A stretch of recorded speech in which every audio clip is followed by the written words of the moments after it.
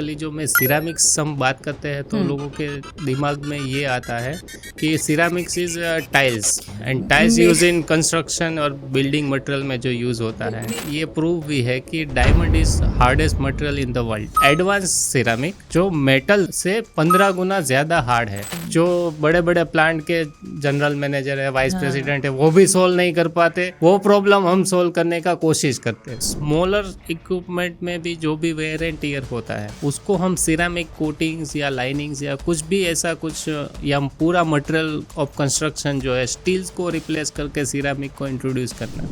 तो अब जब आप इस टाइप का करते हैं, हम वापस वो जहाज पे जाते हैं, तो आप जहाज पे कहाँ यूज करते हैं इसको? सरफेस में नीचे? और हम अमाउंट ऑफ मनी नहीं देखते हैं बिजनेस वॉल्यूम में, हम क्या सॉल्यूशन दे रहे हैं और एक्चुअली प्रॉब्लम सॉल्व हुआ कि नहीं, इट इज अवर गेन। लेकिन हाँ, अंडरस्टैंडिंग जो है, लुकआउट है कोई भी प्रोडक्ट को देखने का।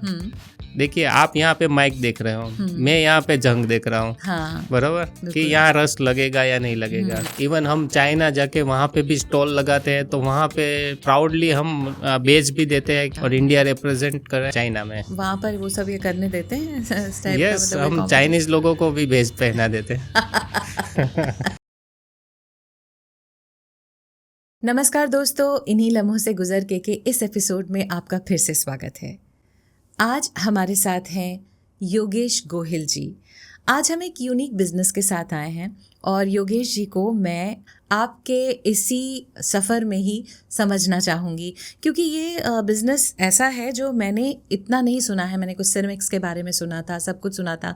मैं जब इनसे मिली भी तो मैंने समझने की कोशिश की काफ़ी कुछ। तो उसके बाद मुझे लगा कि मैं जब इनसे पॉडकास्ट में मिलूँगी तो उससे मैं ज़्यादा अच्छे से इस जर्नी को समझ पाऊँगी, क्योंकि बहुत ही यूनिक बिज़नेस और मैं चाहती थी कि लोगों तक ये बात पहुँचे। तो सीधे सीधे हम योगेश गोहिल जी के पास चलते हैं, उनसे आपका तारुफ कराते हैं, जो ज्योति इनोविजन प्राइवेट लिमिटेड के फाउंडर हैं। योगेश जी, आपका बहुत बहुत स्वागत है।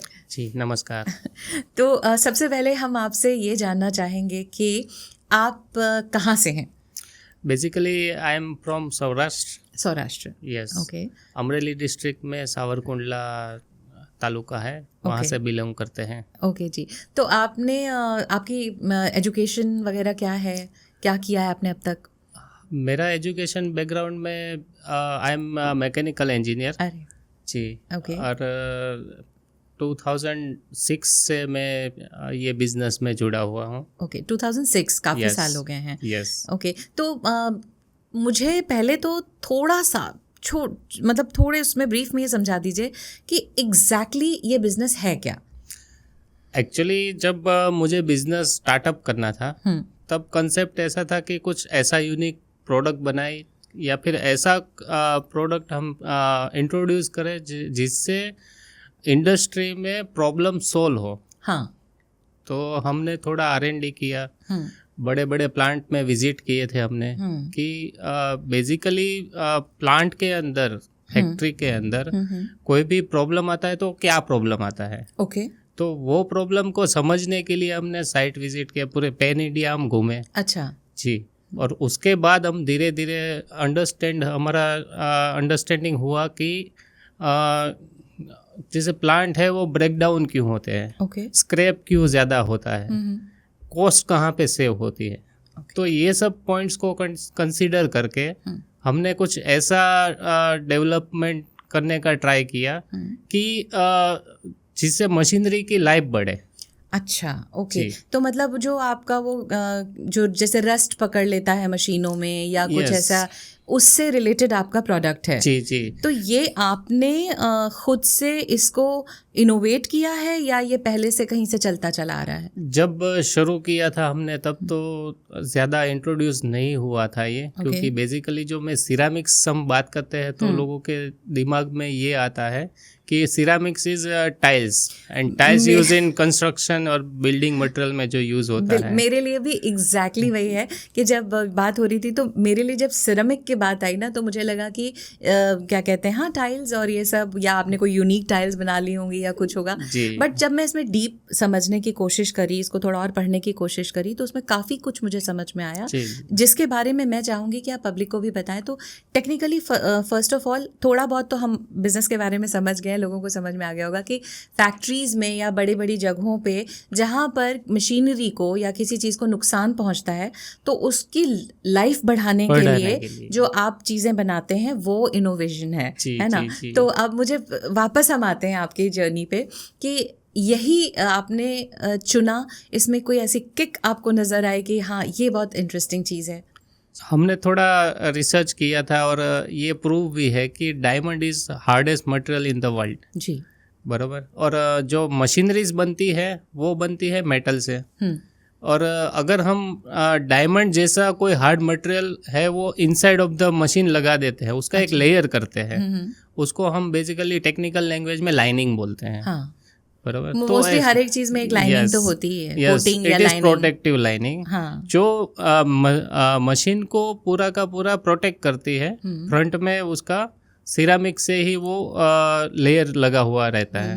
तो जहाँ बल्क मटेरियल हो रहा है तो बल्क मटेरियल में क्या है कि वो जैसे ही कोएफिशिएंट ऑफ फ्रिक्शन बढ़ता है तो मेटल को वेयर एंड टीयर करना चालू कर देता है। बराबर। तो हमने ऐसा कुछ सॉल्यूशन ढूंढ रहे थे कि सिरामिक्स है, लेकिन सिरामिक्स कौन सा है? तो it is advance ceramic. Advance, yes. जैसे कि एक प्लास्टिक को इन्होंने इनोवेट करते करते टप्परवेयर जैसे चीजों पे हम आ गए और फिर उसके बाद वो हार्ट में भी वो लगने लगे उससे मटेरियल। ओके, समझ। तो ये एक मैकेनिकल टाइल्स हैं। बराबर। तो जैसे सिविल कंस्ट्रक्शन में बिल्डिंग मटेरियल में जो टाइल्स होती है, ऐसे मैकेनिकल टाइल्स है वो, उसका अंदर एक लेयर होता है। ओके, बराबर, जो मेटल से 15 गुना ज्यादा हार्ड है। अच्छा, मेटल से भी 15 गुना? And it is hard after diamond. ओ, मतलब डायमंड से भी ज्यादा आफ्टर डायमंड। अच्छा, डायमंड सबसे मजबूत है। और उसके बाद ये उसके बाद का हार्ड मटेरियल है वो सिरामिक से, advance ceramic. Yes, advance ceramic. Okay, तो उसका हम जो पूरा लेयर करते हैं, जिससे मशीनरी का जो लाइफ है, जैसे 1 साल चलता है तो उसको 5 साल तक कैसे उसको लाइफ एक्सटेंड करना। ओके, जैसे बल्क मटेरियल हैंडलिंग में क्या पावर प्लांट्स है, सीमेंट प्लांट्स है, स्टील प्लांट है, जहाँ पे भी इक्विपमेंट का कॉस्ट है वो करोड़ों में होता है। ओके, ठीक है जी। तो अगर वो रिप्लेसमेंट है, वो करोड़ों के मशीनरीज का रिप्लेसमेंट है, वो 1 साल की जगह पे 5 साल या 6 साल तक उसका लाइफ एक्सटेंड हो, तो overall cost justification is a very very important thing in manufacturing. तो जब 2006 में आपने इस बारे में सोचा, तब उस समय मार्केट में कितने प्लेयर्स थे और आपको ये चीज़ कहाँ से पता लगी?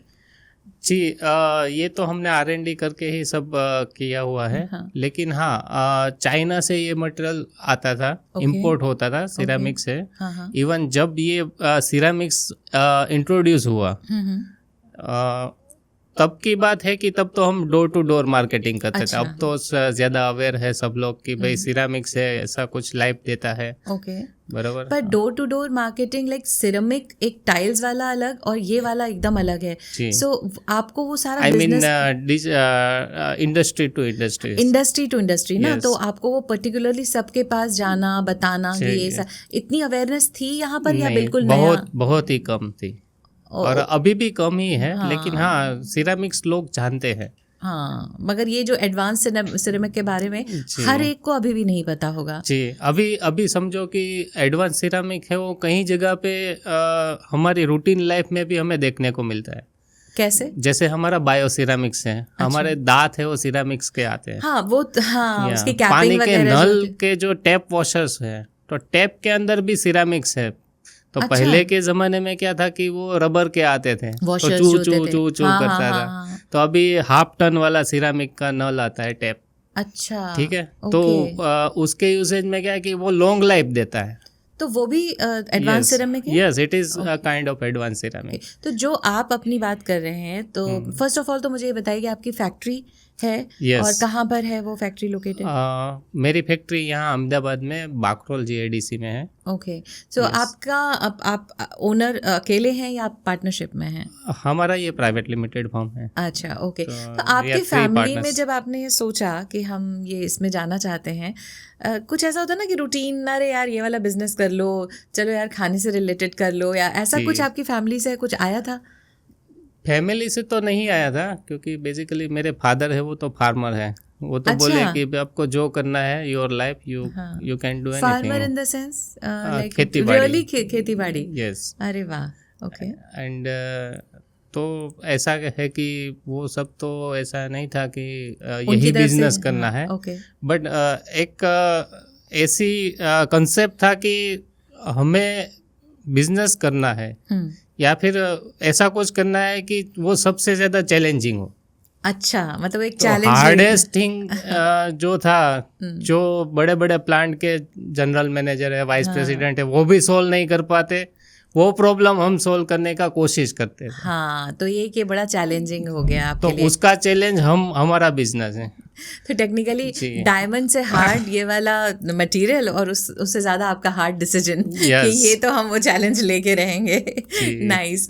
तो मुझे एक चीज़ और समझनी है, अब तो मैं मतलब अब समझने लगी हूँ धीरे धीरे। अब मुझे ये बताइए कि अभी फ़िलहाल इस एडवांस सिरेमिक की आप लोग, जो आपका काम है ज्योति इनोवेशन, वो कहाँ कहाँ पे सर्व कर रही है? हमारा पैन इंडिया है। Okay. और कुछ कुछ एक्सपोर्ट्स के क्लाइंट्स भी हैं हमारे बाहर कंट्रीज के लिए। ओके, तो किस किस कंट्रीज में आप कर रहे हैं? हमारा गल्फ में जाता है, ओके, कुछ कुछ मलेशिया है, ऑस्ट्रेलिया में जाता है, और अदरवाइज पैन इंडिया है। यस पैन तो इंडिया है। आपका जो बिजनेस है, ये गवर्नमेंट के जो बड़े बड़े प्रोजेक्ट्स होते हैं उनमें भी आप लोग अपना काम देते हैं? कर सकते हैं, लेकिन एक प्रॉब्लम है कि जब गवर्नमेंट टेंडर्स की बात आती है ना, तो वहाँ पे प्राइस इज कंसर्न। हाँ और हमारा जो कंसेप्ट है इट इज़ लॉन्ग लाइफ। हाँ। तो हमारा बिजनेस है वो कॉस्ट जस्टिफाई होता है। हाँ, तो initial cost will be definitely higher. Of course. तो हम वो चैलेंजेस को गवर्नमेंट के सामने रख के भी बता चुके हैं कि भाई ये चीज़ आप यूज़ करोगे तो आपको इतना लाइफ मिलेगा। तो आपका कंसर्न अगर लॉन्गर लाइफ का है then you can use it. Otherwise tender में अगर L1 में आना है तो डिफरेंट ग्रेड ऑफ प्रोडक्ट के साथ हम वो कम्पीट नहीं कर पाते। हाँ, तो वो चैलेंजेस हैं। ये तो कहने वाले बड़ी वियर्ड सी बात है, क्योंकि सच में अगर गवर्नमेंट के आप प्रोजेक्ट्स में टेंडर के हिसाब से जाएंगे तो उनका तो यही होता है ना, एक बार सड़कें खोदो, अगली बार दूसरा ठेकेदार आके कर लेगा। तो उनको तो फर्क नहीं पड़ता कि उनकी लॉन्ग लाइफ है। तो आपने अभी तक कोई भी ऐसा गवर्नमेंट से रिलेटेड काम नहीं किया है? करते हैं हम, लेकिन वो थ्रू डीलर या डिस्ट्रीब्यूटर होता है। अच्छा, डायरेक्टली आप लोग? डायरेक्टली हम इतना एंटरटेन नहीं करते हैं, क्योंकि उसका जो प्रॉब्लम सोल्व करने से ज़्यादा उसका जो प्रोसीजर है ना वो हमें हेक्टिक लगता है। ओके। तो अगर मैं एक फैक्ट्री की बात करूं, फैक्ट्री में किन किन मशीन्स पे आपका काम होता है? हर तरीके की या कुछ स्पेसिफिक मशीन? यस, अभी हमारा जो कंसेप्ट है वो ऐसा है कि हर एक स्मॉलर इक्विपमेंट में भी जो भी वेयर एंड टियर होता है, अच्छा, उसको हम सिरामिक कोटिंग्स या लाइनिंग्स या कुछ भी ऐसा कुछ, या पूरा मटेरियल ऑफ कंस्ट्रक्शन जो है स्टील्स को रिप्लेस करके सिरामिक को इंट्रोड्यूस करना। अच्छा। तो हम वो बेसिस पे काम करते हैं। ओके, बराबर। तो छोटे से छोटी कंपनी जो माइक्रो इंडस्ट्री है वो भी हम इंट्रोड्यूस करते हैं या फिर उसको एंटरटेन करते हैं, और जो लार्ज स्केल में बड़ी बड़ी इंडस्ट्री है उनको वो सब भी हम देखते हैं। अभी जैसे आपने बोला कि हम लोग स्टील को रिप्लेस करने की कोशिश कर रहे हैं, तो आप तो डायरेक्ट कॉम्पिटिटर हो गए स्टील मैन्युफैक्चरर्स के? नो, ऐसा भी नहीं है, क्योंकि मदर सरफेस तो स्टील चाहिए। अच्छा, okay. We are protective coatings and lining material supplier. Okay, मतलब एक मेन प्रोडक्ट तो ये है, सिर्फ आप जो उसको प्रोटेक्शन दे रहे हैं वो सिरेमिक कोटिंग से दे रहे हैं। और जब मैं आपसे मिली थी फर्स्ट टाइम, तो उस समय मैं आपने ये भी बताया था कि शिप्स में भी ये काम आता है। वो मुझे बताइए, वो बड़ा इंटरेस्टिंग लगा मुझे। Actually it is anti rust paint. Okay, right. तो बेसिकली क्या है कि मार्केट में एपॉक्सी कोटिंग और हाई परफॉर्मेंस कोटिंग करके बड़ी बड़ी कंपनियां सेल आउट करती है, लेकिन हम जो बनाते हैं it is ceramic coatings. We are not producing a paint. तो हम जो कॉन्सेप्ट में जाते हैं it is protecting the steel surface from rust, erosion और कोरोजन। मैं एक बहुत बेसिक में समझना चाहती हूँ। मान लीजिए ये एक सरफेस है इसी माइक का, और इसकी मुझे लाइफ बढ़ानी है, तो इस पे वो कोटिंग की जा सकती है? जी, अगर ये प्रॉब्लमेटिक है या फिर ये हर 6 महीने में रस्ट पकड़ लेता है, 1-2 साल में आपको फेंक देना पड़ता है, तो वी थिंक दैट आपको ये स्क्रैप में डालना और आपका इन्वेंटरी बढ़ाना उससे बेटर है कि you apply this layer okay और उसका लाइफ एक्सटेंड करो। पर ये ऐसा नहीं हो जाता कि जैसे दीवारों को हमें एक दीवार पे सीलन आ रही है, ठीक है, और उस सीलन को हमने ढकने के लिए बाहर से कुछ केमिकल लगाया और ऊपर से टाइल्स लगा दी, ठीक है, बेसिक जो समझने वाली बात है, पर अंदर तो वो सीलन से सड़ रहा है। यस, तो वो वही R&D वो हमारे लिए है। हम कोई इन जनरल नहीं बात करते हैं। अच्छा, वी प्रोवाइड कस्टमाइज सॉल्यूशन, क्योंकि वो सॉल्यूशन देना है हमें। हाँ, कि आपका प्रॉपरली बिल्डिंग का लाइफ भी बढ़े, अंदर से भी मजबूत हो और बाहर से भी वो परफेक्ट दिखे। तो अब जब आप इस टाइप का करते हैं, हम वापस वो जहाज पे जाते हैं, तो आप जहाज पे कहाँ यूज करते हैं इसको? सरफेस में नीचे? एक्चुअली कोई भी कोस्टल एरिया है या फिर जहाज है, जहाँ पे जो कोस्टल एरिया में है, जहाँ खारा पानी है या इंडस्ट्रियल एरिया है, वहाँ पे कोरोजन जल्दी से पकड़ लेता है। तो एंटी रस्ट कोटिंग हर एक जगह पे अप्लाई होता है, नॉट इवन मतलब सिर्फ सरफेस पे नहीं, नीचे नहीं होता है। नीचे तो सिर्फ वो क्या पानी में रहता है, तो हम प्रोपेलर कोटिंग्स वगैरह करते हैं, जो ब्लेड्स होती है वगैरह। लेकिन हाँ, जो बाहर रहता है, जो एनवायरमेंटल कोरोजन होता है, वो भी उतना ही खतरनाक है जितना आप एसिड में कोई स्टील को डुबा दो। हाँ, जैसे मान लीजिए मुंबई के शहरों में हमेशा कोई ना कोई टेक्निकल प्रॉब्लम्स आ जाती हैं। आप लोग ये एसी वेसी के लिए नहीं करते जो हम लोगों को बर्बाद बहुत दिक्कत होती है, हर बार बता रहे हर एक जगह पे कोरोजन का प्रॉब्लम है। हाँ। लेकिन उसको समझना, उसको सोल्व करने का कुछ एटीट्यूड रखना। कि यस, आपने जैसे बताया कि हमें एसी में प्रॉब्लम आते हैं, प्रॉब्लम तो सबको आती है, लेकिन आपका लुकआउट कौन सा है ना, वो मैटर करता है। पर आप वो प्रोवाइड कर सकते हैं। Yes, anything we can provide. तो अगर but it is not ceramics, in different solution. अभी नैनो सिरामिक पार्टिकल भी आ गए हैं। अच्छा, बराबर, जो एकदम जो कार के ऊपर भी लगाते हैं। अच्छा, जो ताकि उसमें स्क्रैचेस ना हो, वो वियर रेजिस्टेंट, यानी वो सबसे हार्ड है। हाँ, ओके। तो हार्ड पत्थर से या फिर स्टील अगर वहाँ पे घिसता है तो भी वो स्क्रेचेस नहीं आते हैं। It means it is ceramic और वो हार्ड है। तो ये चीज आ रही है, हम कर सकते हैं, वो R&D फेज में है। ओके। क्योंकि नैनो पार्टिकल को मेजर करना वो अभी इंडिया के लिए थोड़ा, इंडिया में इंट्रोड्यूस करना थोड़ा अभी टाइम है। एसी के लिए सोचिएगा, क्योंकि not only for AC, everything not. हम तो वो सोचेंगे ना भाई जिसमें हमें जरूरत है। yes. हमें बड़ी परेशानी होती है, हर बार उसमें कुछ ना कुछ हो जाता है। अब बॉम्बे जाओ, गोवा जाइए, कहीं पे भी जाइए, तो बिल्डिंग भी ऐसे ही कोस्टल एरिया में जहाँ नमक वाला पानी की हवा आती है, तो वो खड्डे हो जाते हैं, सड़ जाता है। तो कुछ भी जो मटेरियल वहाँ पे रखा हुआ है, बराबर, वो कंक्रीट है या फिर स्टील है, उसका लाइफ कैसे बढ़ाना है। तो वो उसको बेसिक से लेके उसका सॉल्यूशन तक, it is our business. Okay, तो आपने जैसे शिप के बारे में बताया था, और हमारी वो भी बात हुई थी कि उसमें नीचे जो आप ऐसा कुछ मटेरियल लगाते हैं, एंटी फॉलिंग पेंट। यस, हाँ, कि अगर वो काई जैसा कुछ बड़े वो होती है तो वो फिसल जाती है, वो पकड़ नहीं पाती है इसको। Okay, that's very great. It is anti falling paint. और क्या है कि आप अगर घर में पानी की टंकी भी देखोगे, तो अगर उसको साफ नहीं किया तो उसमें कई सब लग जाती है।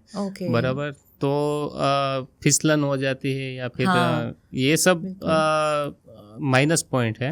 ये जैसे छतों पे हो जाती हैं, काई जम जाती है, लोग फिसल भी जाते हैं, या बहुत सीलन जो बड़ी बड़ी बिल्डिंग्स में ऊपर हो जाता है, उसमें भी ये सब कारगर है। पर अभी तक आपने उसमें काम नहीं, आप बड़े बड़े प्लेयर्स के साथ खेल रहे हैं अभी। ऐसा प्लेयर्स का नहीं है, हमारा कंसर्न है टू प्रोवाइड द सॉल्यूशन। लेकिन प्रॉब्लम आएगी तो हम सॉल्यूशन देंगे। तो मान लीजिए कि कोई बहुत बड़ी बिल्डिंग्स का एक पूरा वो बन रहा हो, जैसे आपने देखा ही होगा यहाँ पे स्ट्रक्चर बन रहा हो, और वो आपको अप्रोच करें, तो आप उनको ये सोल्यूशन दे सकोगे? Yes, definitely. तो मुझे तो सबसे पहले आप ये बताइए लोगों को कि किन किन लोगों को आपको अप्रोच करना चाहिए।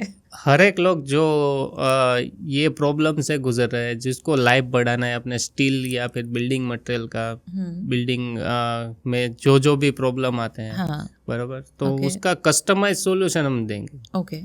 बड़ी क्या कंपनी क्या करती है कि सॉल्यूशन उसका इन जनरल प्रोडक्ट पे आ जाता है। राइट। ओके। जैसे आप ये लगा दो तो आपका प्रॉब्लम सोल्व हो जाएगा, बराबर। पैरासीटामोल ले लो, आपका हेडेक भी कम हो जाएगा, बुखार भी चला जाएगा, आपका दर्द भी चला जाएगा। ऐसा नहीं है, वी हैव टू स्पेसिफिक जाना पड़ेगा। और जहाँ स्पेसिफिक जाना है ना, वहाँ पे ब्रांड कंपैरिजन नहीं होता। अच्छा। yes. हाँ, कि मतलब हमारे पास ये सोल्यूशन है, तो आप क्या उसकी मेंटेनेंस वगैरह भी देखते हैं या कुछ ऐसा करते हैं? क्योंकि क्या गारंटी? हम तो ऐसा देखते हैं कि उसका मेंटेनेंस करना ही ना पड़े। ओह, पर ऐसा आपके पास ऐसे टेस्टिमनीज हैं कि जहाँ पर आपने इतने सारे काम किए और उनको सच में लॉन्ग ड्यूरेशन में उनको फायदा हुआ हो? 2006 से आप इस लाइन में हैं ना? यही कर रहे हैं। हाँ, तो आपके वो जो क्लाइंट्स हैं वो रेपिटेटिव हैं? कुछ क्लाइंट्स ऐसे नई नई एप्लीकेशन को हम खोजते रहते हैं। तो clients is repetitive to different application, not for one. जैसे गवर्नमेंट में होता है ना कि रोड बनाते जाओ, हर 6 महीने में धुल जाए। बात करी। हम ऐसा नहीं सोचते हैं। हमारा थिंकिंग ही थोड़ा डिफिकल्ट है कि आपको एक बार लगाया तो आप भूल जाओ वो चीज़। तो वो आपके लिए जैसे होता है ना कि एक दुकान है और उसमें एक ने सामान यूज़ किया, 6-7 महीने में वापस आएगा कस्टमर, तो आपके लिए हर बार एक नया कस्टमर ढूंढने की परेशानी नहीं होती? नहीं, एप्लीकेशन हम ढूंढते हैं, कस्टमर नहीं ढूंढते। हाँ, ओके। और हम अमाउंट ऑफ मनी नहीं देखते हैं बिजनेस वॉल्यूम में। हम क्या सॉल्यूशन दे रहे हैं और एक्चुअली प्रॉब्लम सॉल्व हुआ कि नहीं, it is our gain. Okay okay. तो आपके अभी कंपनी की स्ट्रेंथ क्या है? कितने लोग आपके साथ जुड़े हैं? बाय कंसिडरिंग कस्टमर तो बहुत ज़्यादा है। नहीं, आपकी जो अपने लोग हैं, अपने फैमिली जो है आपकी। यस, मैनेजमेंट लेवल पे तो 4 लोग ही है। Okay. But we are Jyoti innovation family, जो 23% जितने हैं। नाइस। फैक्ट्री और ऑफिस स्टाफ मिला के। ओके। तो अभी मुझे आप ये चीज़ बताइए कि इसके आगे आपका विजन है ना, क्योंकि ज्योति विजन, क्या विजन है आपका और आगे फर्दर? विजन तो 2006 में ही बना था। अच्छा। और वही है और वही रहेगा कि we want to be a leader in this field. Okay. जो यूनिक सॉल्यूशन दे। ओके। और हमारी लेगेसी वही होनी चाहिए कि कुछ प्रॉब्लम है तो solution provider is Jyoti innovation. Okay. मगर जैसे आपने फैक्ट्रीज के बारे में बात करी, मगर आप धीरे धीरे वो तो इनोवेट करते जाएंगे ना, कि कहीं आपको बिल्डिंग्स के लिए भी करना पड़ गया या कभी रोड्स के लिए करना पड़ गया, तो इस टाइप का आप इनोवेट करते जाएंगे? कर रहे हैं, और R&D टीम हमारा बहुत स्ट्रॉन्ग है। ओके। लेकिन हाँ, क्लाइंट को या फिर जिसको ये प्रॉब्लम है उसको खुल के बताना पड़ता है कि भाई ये प्रॉब्लम है। I am not talking about volumetric, but problem जो है वो तो डेफिनेटली जो हमारा जो सिस्टम होता है उसको कंसीडर करके कुछ ना कुछ तो हम प्रॉपरली सजेस्ट करते हैं। अब क्योंकि ये थोड़ा यूनिक प्रोडक्ट है और 10 मान लीजिए, मैं एवरेज आपको देती हूँ कि 10 क्लाइंट्स हैं इस पर्टिकुलर टाइम पे आपके, और आप उनको कन्वर्ट कर रहे हैं या आप उनको सॉल्यूशंस बता रहे हैं, तो लगभग कितने लोग इस बात को समझ कर और आपके इस चीज़ को समझ के कि भाई ये सच में महंगा है और ये महंगा इसलिए है क्योंकि हमें आगे जाके तकलीफ नहीं देगा, तो ये कितने 10 में से कितने लोग ये बात समझ पाते हैं? समझने के लिए तो सब लोग समझ जाते हैं कि भाई ये आप बोल रहे हो सब सही है, लेकिन जो आता है ना किंतु परंतु वाला, कि आप बड़ी बड़ी पेंट इंडस्ट्री से बड़े हो, बट हाँ ऐसा भी है कि हम वो ग्रेड में ही नहीं है। हाँ, ओके। तो वो कॉमर्शियल ग्रेड का हम कोई प्रोडक्ट ही नहीं बनाते हैं जो आप कंपैरिजन करते हो। मतलब आपके लिए कंपैरिजन के लिए कोई सामने नहीं है। तो जो और बड़ी दिग्गज कंपनियां हैं पेंट की, जो ये कहती हैं कि हम ये सोल्यूशन दे देते हैं, आप ये लगा लीजिए तो रस्ट प्रूफ है, ये लगा लीजिए तो सीपेज प्रूफ है, तो उनका आपके साथ कोई कंपटीशन नहीं? वो कंपटीशन नहीं है, लेकिन कंपैरिजन तो क्लाइंट करेगा उसके साथ। हाँ, वो एक हमारा वीक पॉइंट है अभी कि भाई जनरल कैटेगरी को प्रीमियम कैटेगरी के साथ कंपेयर हो रहा है। हाँ, ओके, बराबर। लेकिन हाँ, अगर आप बड़ी पेंट की इंडस्ट्री को अगर कंसीडर करोगे तो हम वो ग्रेड में नहीं, वो हमारे ग्रेड में नहीं है। ओके, ठीक है। तो मान लीजिए कि यहाँ पर कुछ 20% सोल्यूशन देते हैं बड़ी कंपनियाँ, आपका कितना % और ज़्यादा है उस चीज़ को सोल्यूशन देने में? सी सॉल्यूशन हम परसेंटेज में अगर कंसीडर करेंगे तो उससे तो बहुत कम है। Okay. बड़ी बड़ी कंपनी उसके जिसका टर्नओवर ज्यादा है। तो मैंने आपको no I am talking about the जो आप कह रहे हो ना कि इतने, जैसे मान लीजिए ये वाला 2 साल ही चलेगा उनका, बड़ी कंपनियों का, चाहे इतने भी दावे कर ले उनके पास बहुत ज्यादा अभी वो पैसा तो 25 साल भी बोल देते हैं अभी। हाँ, तो पर टेक्निकली हमने खुद देखा है कि वो 25 साल के दावे नहीं खोखले होते हैं। कभी कभी तो इतनी बड़ी बड़ी कंपनियों का हमने खुद 2-2 साल बाद वापस वो करवाया। तो आप कितनी गारंटी दे सकते हो? हम इंश्योर होते हैं और हम कभी गारंटी नहीं देते हैं, हम एक्सपेक्टेड लाइफ बोलते हैं। ओके, बराबर। तो लगभग and everything is consider with cost justification. अगर वो कॉस्टिंग की बात होती है कि आपका जैसे बड़ी कंपनी का है कोई पेंट आप लगाते हो तो वो 2 साल तक चलता है, तो हमारा तो 7-8 साल तक ये सिचुएशन में चला हुआ है। अच्छा, ओके, बराबर। जैसे आप बताते हो कि सीलन आती है, बराबर, तो हमारा मटेरियल है वो प्रोपेलर कोटिंग्स जो हम बाज में लगाते हैं, हाँ, वो 8 साल तक चला हुआ है। जबकि इतने खारे पानी में इंटरनेशनल ब्रांड है, उसका 2 साल में ही वो वेयर एंड टियर हो जाता है। अच्छा, ओके। तो this is proven, but we are in stage of startup base. Okay, तो मतलब अभी 2006 के बावजूद फिर भी स्टार्टअप, और हम तो स्टार्टअप बेस में ही रह गए क्योंकि नए नए चैलेंजेस आते ही रहते हैं। हाँ। प्रॉब्लम सोल्व करना है। आप जिस समय इस मार्केट में एंटर हुए थे उस समय कितने प्लेयर्स थे? ज्यादा नहीं, 5-6 लोग ही थे। अभी भी? अभी 10-12 लोग हैं जो एक्चुअल में सिरामिक को प्रोड्यूस करते हैं। अच्छा, ओके, राइट।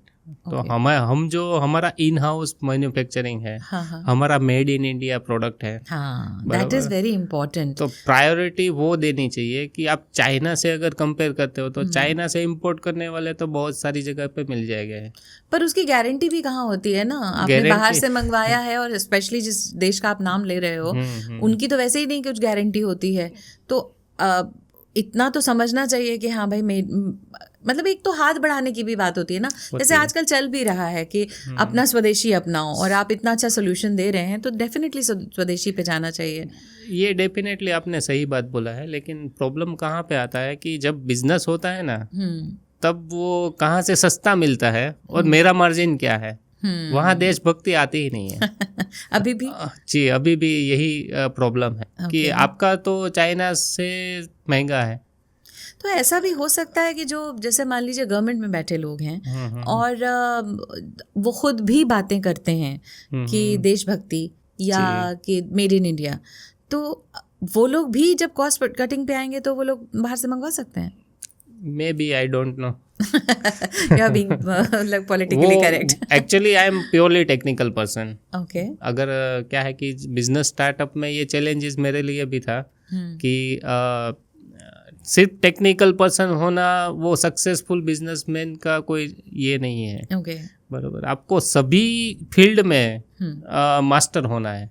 ओके, अकाउंटिंग है या फिर मैनेजमेंट है, फाइनेंस है, सब में, हाँ, तभी बिजनेस चल पाएगा। हाँ, क्योंकि you have to know everything about it. हाँ, तो वो सब तो तब भी चैलेंजेस थे, लेकिन तब भी जो हमारा कंसेप्ट था कि we have to provide solution, तो हम बिजनेस वॉल्यूम में ज़्यादा जाते ही नहीं है।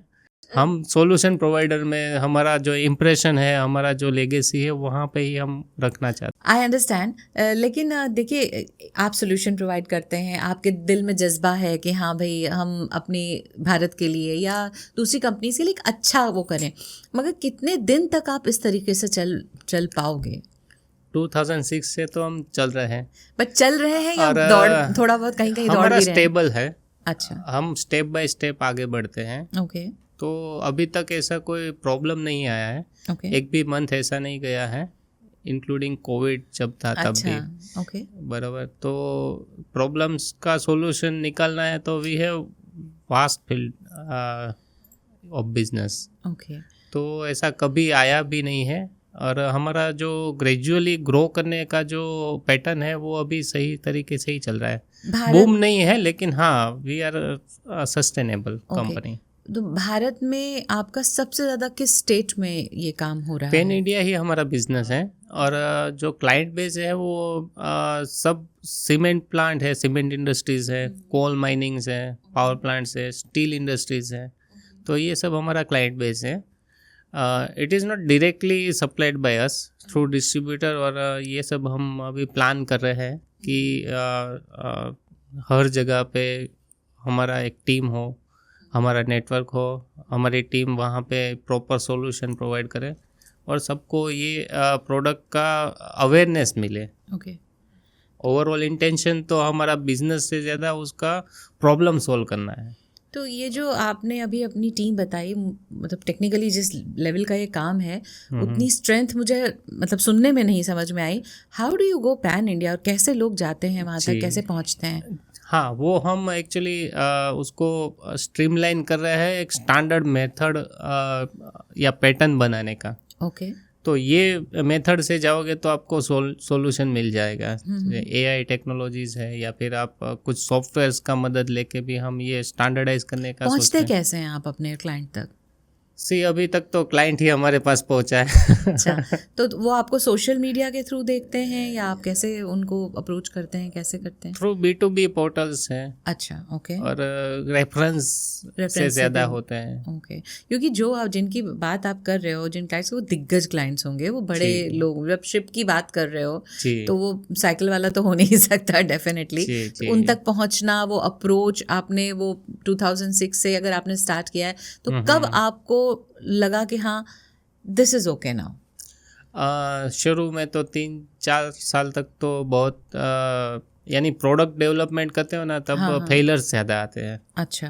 तो प्रोडक्ट को पहला प्रोडक्ट बनाना था, वो क्या था कि सिरामिक टाइल्स तो चलो इंपोर्ट करके मिल जाएगी, लेकिन उसको मशीन में लगाने के लिए जो मटेरियल चाहिए, बराबर, तो पहले तो वो इतना स्ट्रांग होना चाहिए कि भाई वो अंदर उसको संभाल सके। हाँ, पकड़ के रखे और लाइफ टाइम पकड़ के रखे। अच्छा, ठीक है। तो 3-4 साल तक तो वो प्रोडक्ट डेवलपमेंट में ही गए। ओके। तो कंटिन्यूस फेलियर भी आए। अच्छा जी। तो उसको कैसे आपने हैंडल किया फिर, उन फेलियर्स को? आपने हार नहीं मानी कि आपको पूरा यकीन था कि हाँ इसमें हम कर जाएंगे कुछ? बहुत बेसिक से ही हमारा शुरुआत था। अच्छा। तो ऐसा भी नहीं है कि फेलियर हुआ और हमें चलेगा ऐसा। तो कभी कभार कुछ ऐसे भी फेलियर आए कि जिसका सरवाइव करने के लिए मुझे अगेन 2 साल तक दूसरा जॉब भी करना पड़ा।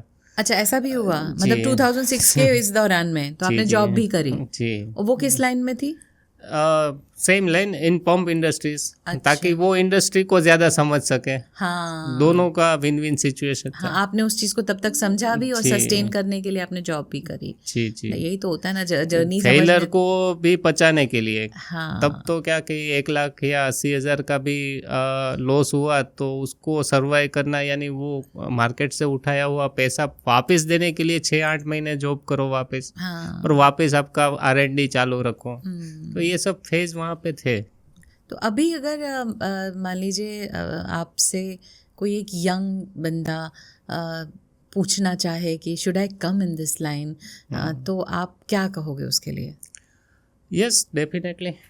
मतलब उसके लिए उसको पहले आपको ज्वाइन करना पड़ेगा, ऐसी किसी इंडस्ट्री को ज्वाइन करना चाहिए उसको समझने के लिए? Are you ready to take some assistance और समझाने के लिए आप करते हो? नहीं, कोई भी बिजनेस है, अगर आप समझो कि यंगस्टर हो तो क्या है कि उसको बिजनेस करना है, यानी वो इमीडिएट उसका डिसीजन है या फिर उसने कुछ सोच के वो डिसीजन बनाया है। और उसकी एजुकेशन क्वालिफिकेशन क्या होनी चाहिए? वो तो टेक्निकली पर्सन होना चाहिए। मतलब मैकेनिकल समझो या फिर सिविल। लेकिन हाँ, अंडरस्टैंडिंग जो है, लुकआउट है कोई भी प्रोडक्ट को देखने का। देखिए, आप यहाँ पे माइक देख रहे हो, मैं यहाँ पे जंग देख रहा हूँ। हाँ, बराबर, कि यहाँ रस्ट लगेगा या नहीं लगेगा। तो थिंकिंग ऑफ योर माइंड और समथिंग। तो मान लीजिए मैकेनिकल है, सिविल इंजीनियर, तो उसके साथ क्या उसे मैनेजमेंट गुरु भी होना चाहिए? यस। हाँ, वही मैं समझना चाह रही हूँ, क्योंकि यंगस्टर्स भी सुनते हैं ना इस टाइप के पॉडकास्ट को। यंगस्टर में क्या है कि पहले तो उसका थिंक ऑफ माइंड ऐसा है कि बिजनेस ही करना है। हमारा जब हम बिजनेस करते हैं तब हम ये सोचते हैं कि इसको सस्टेन कैसे करना है। ओके। और यंगस्टर अभी लॉन्ग टर्म के लिए अगर बिजनेस करना चाहे तो ही बिजनेस में आना। ओके। वरना जॉब भी कोई खराब चीज़ नहीं है। हाँ, डूइंग ए जॉब वो भी एक कंपनी के लिए आप कुछ कर रहे हो और वहाँ से भी सीख रहे हो आप। सीख रहे हो, आपका भी करियर बन ही रहा है वहाँ पे, बराबर। तो स्मॉल कैप में जाना बेटर है कि जहाँ पे स्किल आपको ज़्यादा, आपको अपॉर्चुनिटीज ज़्यादा मिले, तो वहाँ पे ज़्यादा एफर्ट्स लगानी चाहिए। नहीं, मान लीजिए लोगों को आजकल ये होता है कि भाई आप कॉर्पोरेट लेवल पे जाते हो या आप जॉब करते हो तो लिटरली लोग ये बोलते हैं कि अरे खून चूस लेते हैं यार।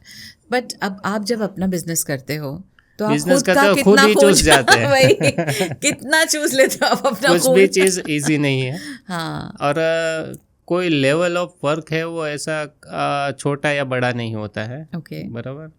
आपको आपका इंटरेस्ट क्या है उसके ऊपर ही डिपेंड जाना पड़ता है। यस, बाकी ऐसा कोई नहीं है कि आप जॉब करो या फिर आप बिजनेस करो, आप फाइनली काम ही कर रहे हो। हाँ, पर वो एक बैक ऑफ द माइंड होता है कि आप किसी के लिए काम कर रहे हो और यहाँ आपकी अपनी रिस्पॉन्सिबिलिटी है। किसी के लिए आप कर रहे हो लेकिन स्किल तो तुम्हारा ही डेवलप हो रहा है ना, वो भी आपको एक देखना है। वर्क प्लेस पे माहौल अगर थोड़ा सा मोटिवेशनल हो, थोड़ा मोटिवेट करने वाला हो तो आई थिंक लोग करना चाहेंगे डेफिनेटली। बट कहीं कहीं पे सच में ऐसा लगता है कि आप बहुत मजदूरी कर रहे हो, इस वजह से भी लोग थोड़ा सा डिमोरलाइज हो जाते हैं। वो सब बोलने की बात होती है। बाकी जितने हमारे सर्कल में जितने बिजनेसमैन हैं वो अपने स्टाफ को ऐसे ही अच्छे से ही रखते हैं। आप अपने स्टाफ को कैसे रखते हैं? वो तो बहुत बढ़िया मैं बोलता हूँ लेकिन हाँ, हमारी टीम है, हम टीम वर्क में ही मानते हैं। टीम वर्क में मानते हैं, ग्रेट। तो आप कितना वक्त देते हैं अपने इस बिजनेस को? ऐसा कुछ नहीं है कि मैं कितना वर्क देता हूँ, बराबर।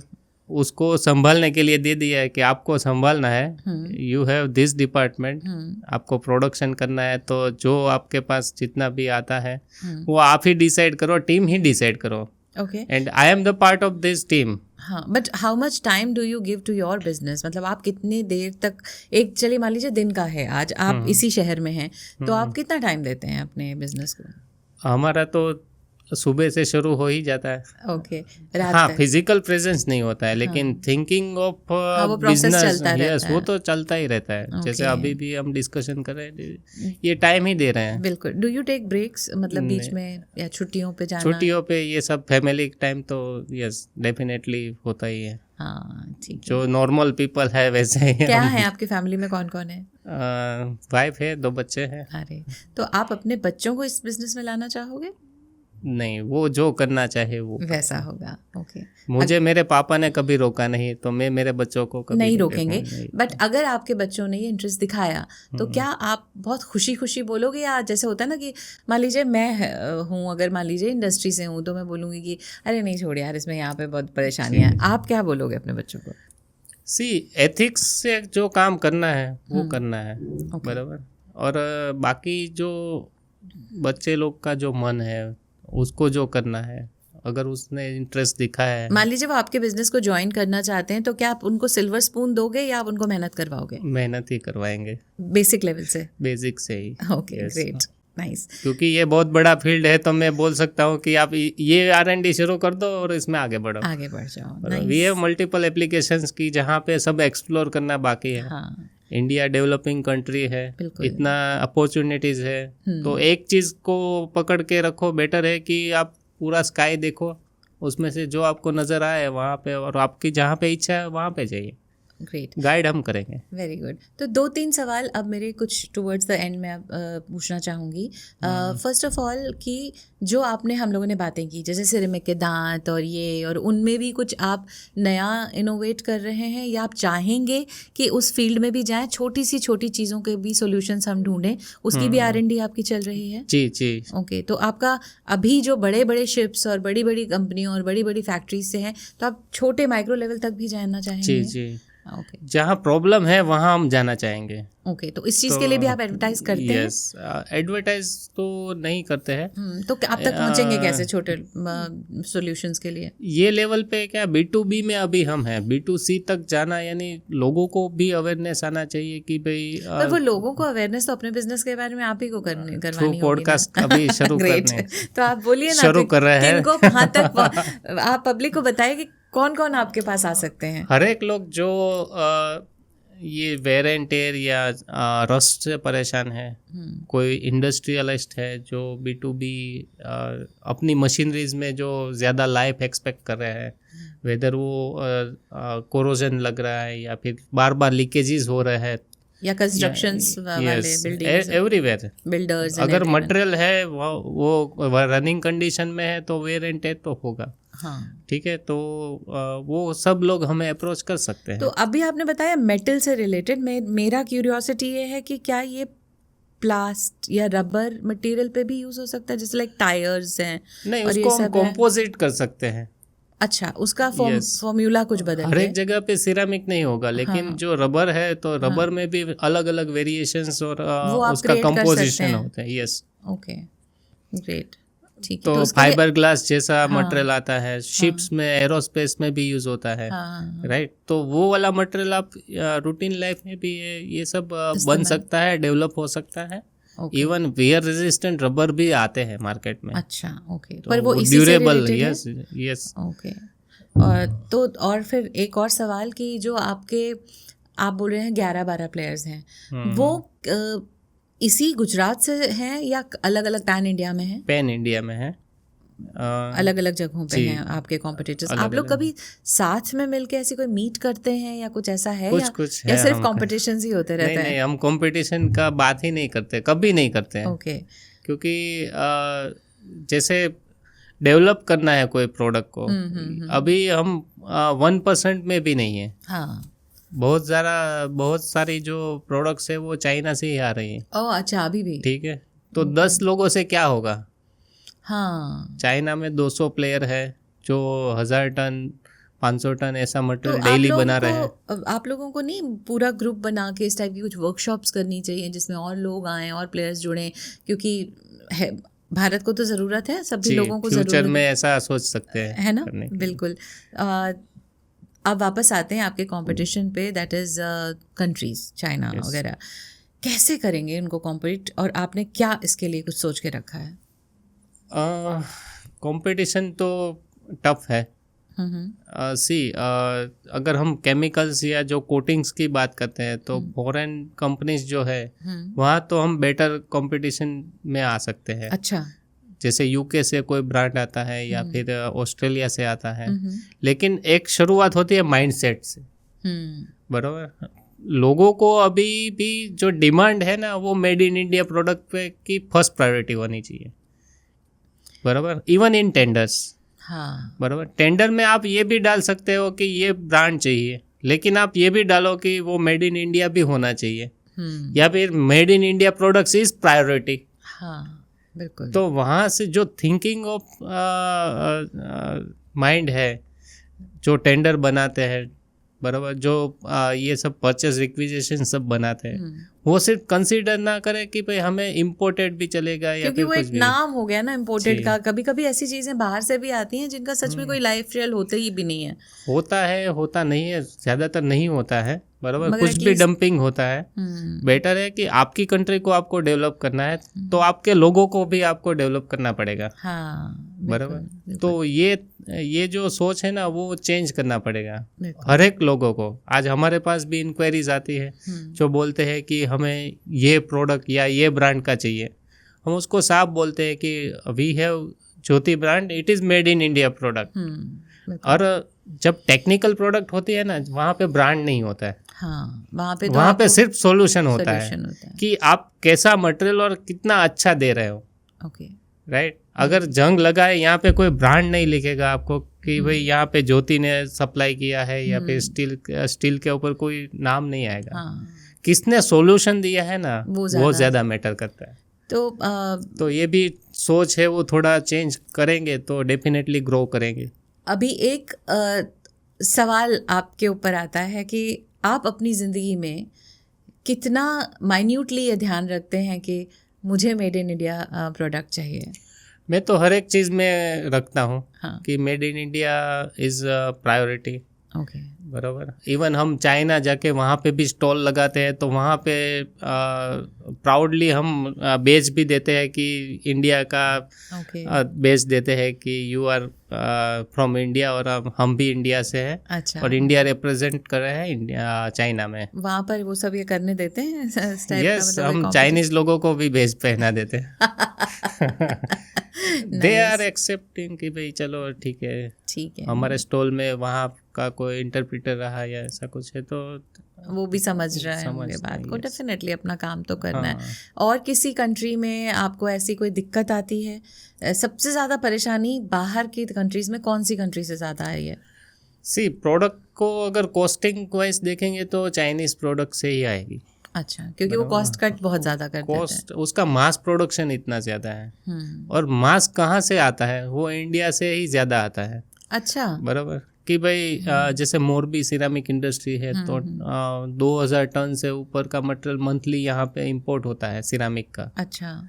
तो वहाँ का माइंडसेट, अगर हम परचेस करने के लिए हम प्रायोरिटी देते हैं कि मेड इन इंडिया प्रोडक्ट को लेना है, भले 10 रुपया ज़्यादा है, 1-2 रुपया ज़्यादा बेयर करना पड़ रहा है, फिर भी अगर आप वहाँ पे प्रमोट करेंगे तो डेफिनेटली 10 साल 15 साल के बाद चाइना से तो आगे बढ़ ही जाएंगे। ग्रेट। हमारा पैसा यहाँ पे ही रहेगा। तो जैसे मेरी आपसे बात हो रही थी ना कि आप लोग कुछ लोग मिलके हमेशा कुछ वर्कशॉप्स करिए, लोगों तक बात पहुंचाइए, तो आप लोग इसी टाइप का सब लोग मिलकर क्यों नहीं गवर्नमेंट बॉडीज तक जाते हैं और उन्हें समझाते हैं कि आप कुछ ऐसा ही करिए कि हमारी इंडियन कंपनीज के ही टेंडर्स निकालिए ताकि हम आप तक पहुंचे, हम आपको सोल्यूशन दें, और हमारा मेड इन इंडिया का जो आप लोग इतना प्रमोट करते हो, इस टाइप की भी आपकी मीटिंग्स होनी चाहिए। डेफिनेटली होनी चाहिए। फिर अगेन ऐसा आता है कि भाई हमारा जो कोर बिजनेस है, हमारा थिंकिंग है, it is solution provider, whatever it is. Like फिर वो पॉलिटिक्स में जाना है, ये सब it's not politics, it's the आप जो सोल्यूशन दे रहे हो वो हर जगह तक पहुंचे, छोटे बिजनेसमैन को भी उसका फायदा हो, तो उसके लिए तो गवर्नमेंट को इन्वॉल्व करना ही पड़ेगा ना। हाँ, तभी जाकर जब वो, जैसे आज हमारे प्रधानमंत्री जी जब बोलते हैं, पर्टिकुलरली किसी ब्रांड के बारे में बोलते हैं कि ये ऐसा हो रहा है, तो वो सडनली एकदम फट होना शुरू हो जाता है। तो आपको अपनी बात तो पहुंचानी ही पड़ेगी। मेरा तो यही मानना है, जब तक आप उनके कान में बात डालोगे नहीं बार बार कि आप हमें सुनो तो सही कि हम कहाँ पर स्टैंड कर रहे हैं, हम इतने ही लोग हैं, हम और चाहते हैं, और लोगों को रोजगार मिलेगा और लोग इसमें एक नई तरीके से रेवोल्यूशन ला सकते हैं। क्योंकि आप जिस तरीके की बात कर रहे हैं, डेफिनेटली वेयर एंड टेयर में तो लोगों को ज़रूरत पड़ेगी। हाँ, अभी जैसे हमारा पॉडकास्ट में शुरू हो रहा है तो डेफिनेटली नेक्स्ट लेवल में हम ऐसा कुछ सोच के नया कुछ करने की ट्राई करेंगे। बिल्कुल। ताकि सभी लोगों के पास ये हमारा जो मैसेज है वो पहुँचे और उसका जो माइंडसेट है थोड़ा चेंज हो, थोड़ा भी चेंज होगा तो बड़ा रिजल्ट आएगा। हाँ। तो डेफिनेटली मैं तो इंडस्ट्रियलिस्ट हों या जो भी जिनको अपनी कंपनी के लिए चाहिए या कुछ भी है, आप इनका हम लोग लिंक डाल देंगे और आप ज़रूर इन तक पहुंचिए। जैसा भी आपको सोल्यूशन प्रोवाइडर्स हैं तो किसी तरीके का सोल्यूशन तो डेफिनेटली निकाल ही देंगे गोयल जी। तो वंडरफुल, बहुत नए किस्म के प्रोडक्ट के बारे में मुझे जानकारी मिली। ये पॉडकास्ट का यही बहुत मज़ा है कि हम इतने डिफरेंट लोगों से मिलते हैं, उनकी जर्नी को समझते हैं, नए प्रोडक्ट को समझते हैं, थोड़ा और आगे जानने की कोशिश करते हैं, हमारा ज्ञान भी बढ़ता है और मुलाकात भी अच्छी हो जाती है। तो Yogesh ji, thank you so much for coming on this podcast and panel. इन्हीं लम्हों से गुजर के में आपका तहे दिल से धन्यवाद, और हम फिर से मिलेंगे जल्दी ही और आपके लिए और काम करेंगे हम लोग। थैंक यू दोस्तों। आज का थोड़ा सा डिफरेंट पॉडकास्ट था, पर एक नया पॉडकास्ट था, नई सोच का पॉडकास्ट था। कुछ भी आपको इससे रिलेटेड सवाल पूछने हो तो हम योगेश जी तक आपके सवाल पहुंचा देंगे। कोई भी इंक्वायरी हो, लिंक तो हम लोग डाल ही देंगे डेफिनेटली। तो इन्हीं लम्हों से गुजर के इस एपिसोड से अब मैं विदा लेती हूँ। नमस्कार, फिर मिलेंगे अगली कड़ी में। इन्हीं लम्हों से गुजर के